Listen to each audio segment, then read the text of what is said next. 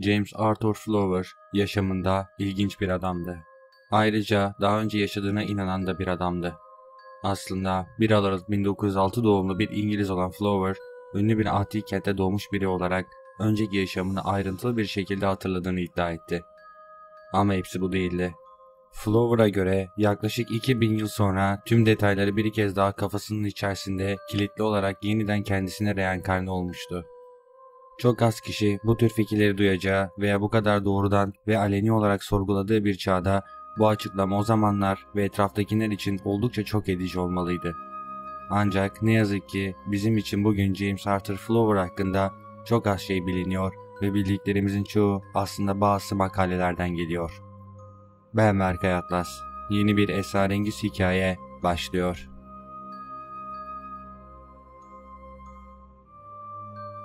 İngiltere'de Arthur Flower adında yaşlı bir adam vardı. Bütün hayatını Norfolk sahil kasabasında geçirmişti ve İngiltere'den sadece bir kez Fransa'ya kıyılarına yolculuk yapmak için ayrılmıştı. Bununla birlikte Arthur Flowers hayatı boyunca etraftaki çöllerle çevrili büyük bir şehrin ve bir uçurumdan oyulmuş bir tapınağın canlı zihinsel resimleriyle uğraşmıştı.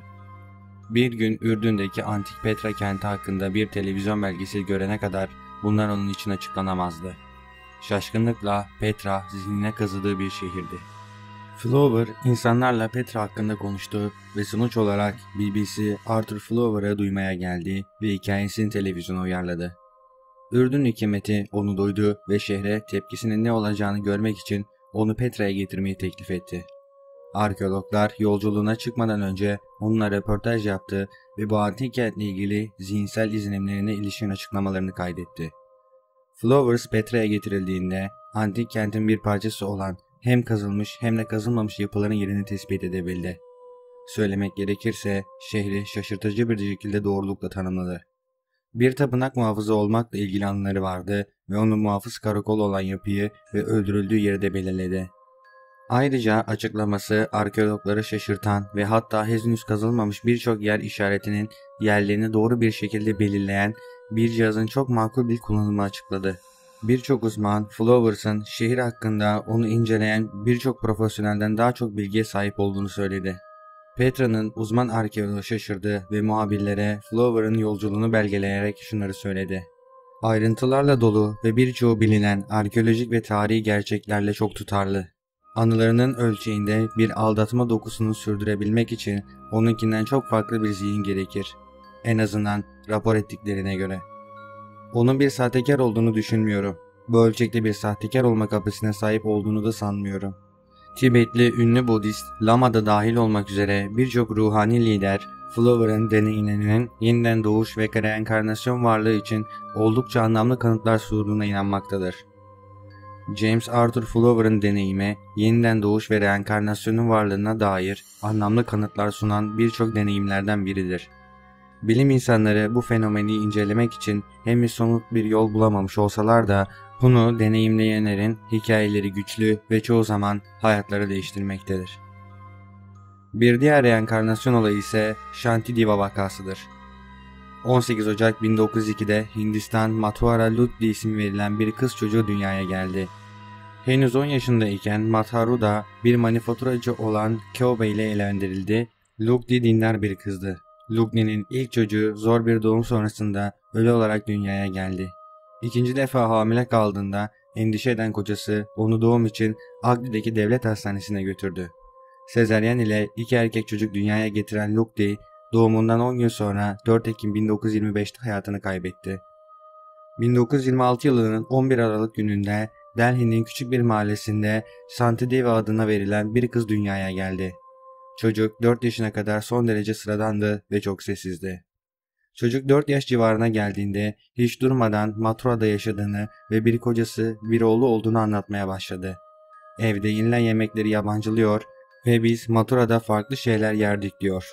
Eskiden giydiği kıyafetleri detaylı bir şekilde anlatıyordu. Küçük kız 6 yaşına geldiğinde anne ve babasına oğlunu sezaryenle nasıl doğurduğunu ve nasıl sonrasında öldüğünü anlatınca aile şoke oldu ve mahalle doktoruna bu hikayeyi anlattılar. Doktor 6 yaşında bir kız çocuğunun bir sezaryen ameliyatını bu kadar detaylı olarak anlatmasının karşısında çok şaşırdı ve aile ilk kez çocuğun bir geçmiş yaşamından bahsediyor olabilme ihtimaline inanmaya başladı. Santi Devi anne babasından sürekli kendisini eskiden yaşadığı yer olan Mathura'ya götürmelerini istiyordu. Nihayet ailesinin uzaktan akrabası ve bir öğretmen olan Babu, Santi Diva'ya eğer kocasının adını söylerse kızı Mathura'ya götüreceğini söyledi. Santi adamın kulağına Pandit Kentiba Saube ismini fısıldadı. Adam Sahube'ye kızın söylediklerini anlatan bir mektup yazdı. Kısa bir süre sonra cevap geldi. Saube kızın anlattıklarının büyük bir kısmının doğru olduğunu teyit ediyor ve küçük kızla konuşması için Delhi'de bulunan bir akrabasını göndermek istiyordu. Pandit'in kuzeni Kanjimal kızı ziyarete gelir ve kendisini derhal tanıyan kıza bir dizi soru sorar. Kızın tüm sorulara tatminkar cevaplar vermesi üzerine derhal Pandit'e haber verip kızı görmeye gelmesini ister.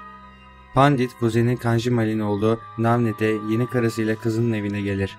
Kuzen Kanjimal kızı şaşırtmak için adamı Pandit'in abi olarak tanıştırır fakat Shanti Devi hemen onun kendi kocası olduğunu söyler.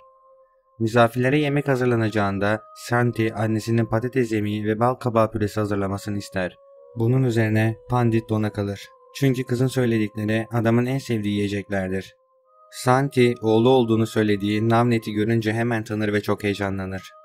Daha sonra Pandit Santi ile yalnız kalmak istediğini söyler. Kıza sormak istediği soruları vardır. Bu konuşmanın ardından Santi, Luke'de olduğuna artık emin olduğunu çünkü başka hiç kimsenin bilmemesi mümkün olmadığı şeyleri bildiğini söyler. Aile Mathura'ya döndükten sonra Shanti çok üzülür. Bu arada kızın hikayesi medya aracılığı ile tüm ülkeye hızla yayılır ve Gandhi'ye kadar gider. Gandhi kızla tanışır. Anlattıklarından çok etkilenir ve arkasından tam 15 kişilik bir heyeti bu vakayı araştırmakla görevlendirir. Heyet kızı alıp trenle Mathura'ya götürür. Şehre vardıklarında Shanti kendilerini karşılamaya gelenler arasında daha önce hiç görmediği Pandit'in ağabeyini tanıyarak adamın kendisinin kayınbiraderi olduğunu söyledi. Arabada Lutgi'nin evine doğru giderken Lutgi'nin orada yaşadığı dönemlerden bu yana değişmiş olan her şeyi doğru olarak tespit eder. Evin önüne geldiklerinde yaşlıca bir adamın ayaklarına kapanarak onun kayınpederi olduğunu söyledi ve bu doğruydu. Kız eve girince direkt olarak yatak odasını buldu ve içeride Lutgi'den kalan eşyaları tanıdı. Kendisine sadece Mathura lehçesiyle kullanılan kimi kelimelerin ne olduğunu sorduklarında hepsini bildi. Daha sonra tekrar bir arabaya binerek kızın kocası Pandit ile beraber yaşadığı bir eve gittiler. Sürücüye yolu Shanti tarif etti. Evin bahçesindeki bir kuyu olduğunu söyledi ve bulamayınca şaşırdı. Fakat hakikaten de bir kuyu vardı ve Pandit kuyunun üzerini bir kaya ile örtmüştü. Daha sonra kızı Lutgi'nin anne ve babasının evine götürdüler. Orada yaşananlar o kadar duygusaldı ki bütün heyet gözyaşlarına boğuldu ve kızı Lutgi'nin ailesinden zorla ayırdılar. Shanti Devi'nin reenkarnasyon olayı, kadın 1986 yılında ölene kadar pek çok bilim adamı, araştırmacı, gazeteci, ruh bilimci ve din adamı tarafından incelendi ve asla sahte diye çürütülemedi. Gandhi tarafından görevlendiren heyet de raporlarına kızın hakikaten Lutgi'nin reenkarnasyonu olduğuna ikna olduklarını ve geçmiş hayatlarını hatırlamıyor oluşumuzun bizler için bir nimet olduğunu yazdılar. Videoyu beğendiyseniz kanala abone olmayı ve bildirim çanını açmayı unutmayın.